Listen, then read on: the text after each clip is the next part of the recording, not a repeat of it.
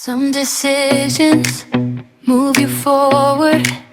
The right home. Here we have the UniHomes. Okay, so you have single attached, single detached, 70 square meter. Lot area is about 85 square meter. This is a premium home, meaning to say it's fully finished unit. Oh wow! Oh wow! This is really nice.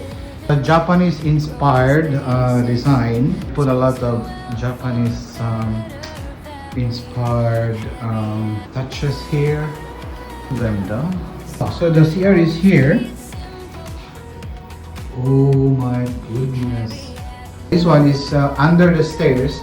So they utilize this as a storage area. And then let's go upstairs. Wow.